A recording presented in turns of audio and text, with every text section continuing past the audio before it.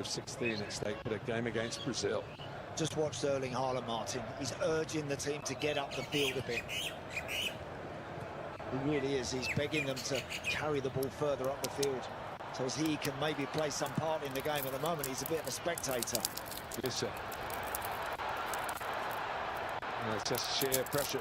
Nusa could have had a shot then. Berg got in his way, and the counter-attack is on for the Côte d'Ivoire. Led by Pepe. Still going a little bent on the ball, not quite enough, but it's enough to produce another corner. The corner count rising.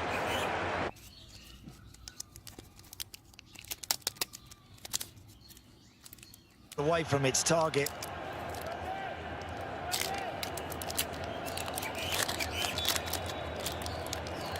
Diamonde with the corner. He's going to have another go.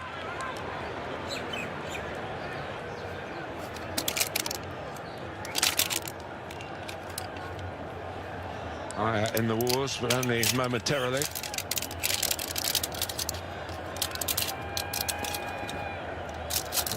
There's Micah Parsons from the Green Bay Packers. NFL. What's going to happen from this corner?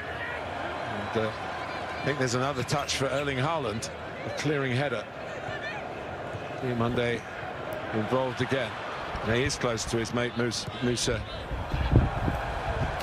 And whether they've had a word in passing. Pepe over that side as well.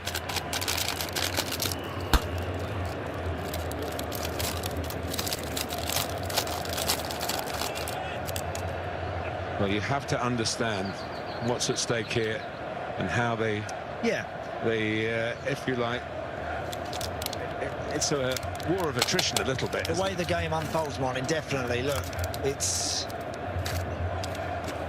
of course, knockout football. You don't want to make mistakes. You naturally get everyone back behind the ball. You try and block up and thicken up in the midfield areas to just make sure that you're safe and secure.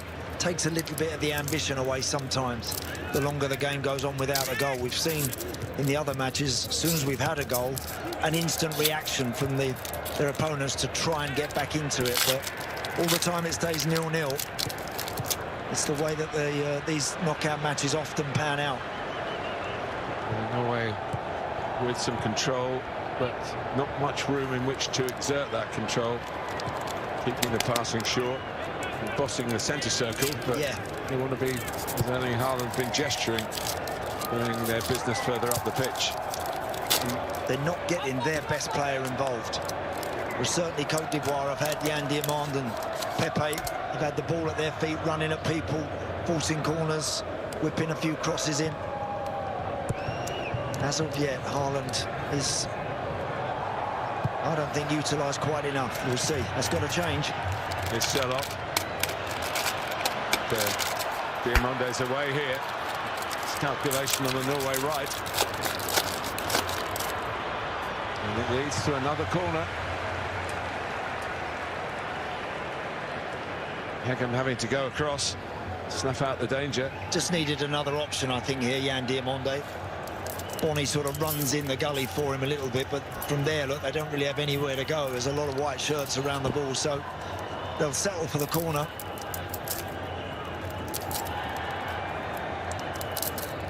Diamonde already the most touches, so he's in the game. Certainly is. He's a potential match winner, not quite in the style of Erling Haaland, but with his own repertoire of danger to the opposition, including corner taking.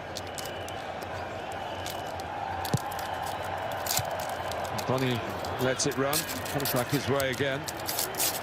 Avenue for a shot. No. Through the AE.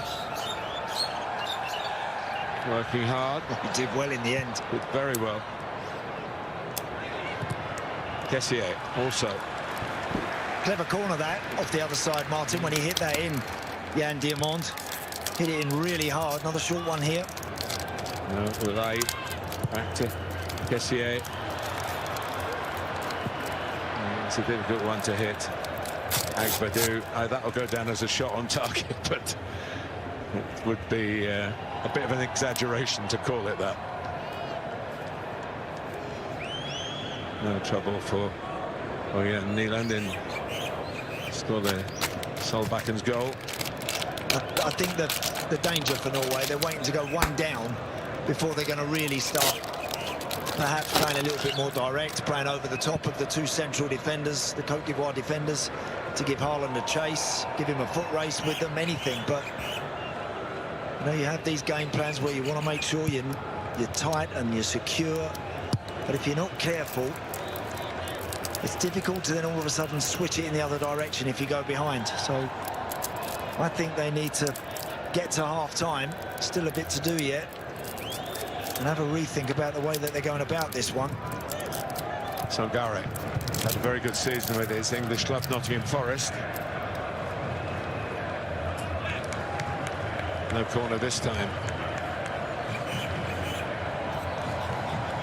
Norway, they've won 2 matches at the World Cup for the first time. They've scored 8 goals in their 3 games. And only in the previous 8 games when they've been at the World Cup, they only scored 7. Yeah. So, but they haven't looked like a team that have been scoring regularly in the group matches. And that's maybe down to their approach, but also down to the way Cote d'Ivoire are dealing with them. Like they do with the header.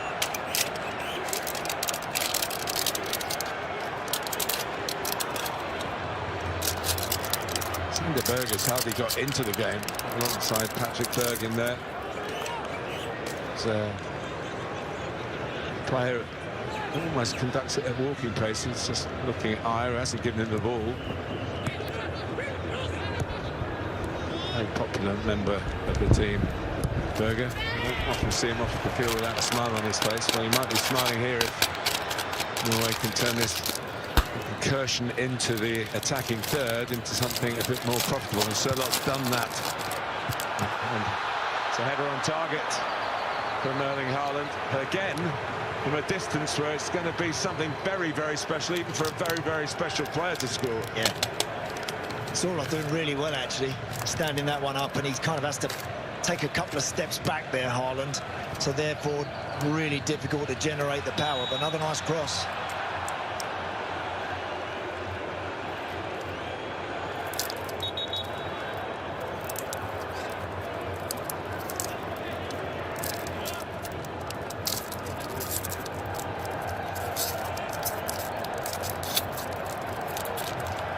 Good leap, wasn't it? Hung in the air quite majestically, but again, didn't really get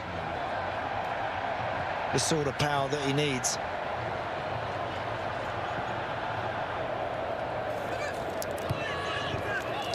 Pepe, pressure by actually Noosa, hurt himself, been knee on knee. Well, Ayer wanted an offside. Hasn't been forthcoming, and Norway, Ayer looking across at the assistant saying, or gesturing, what's going on?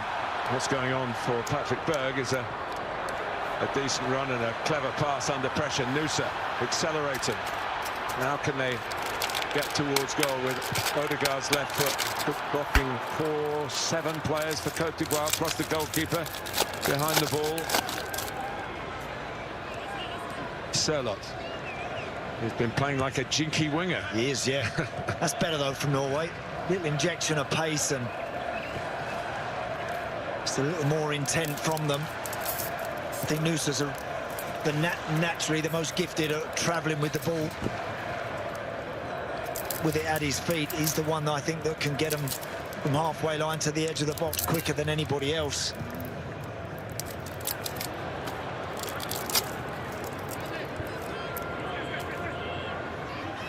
Comes Levolfer and Noosa again. Berg, Odegaard. Now Noosa tries for it and delivers.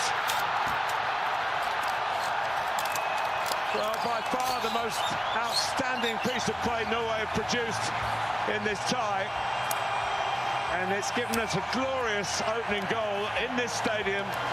We've seen so many. And that is another Dallas delivered special.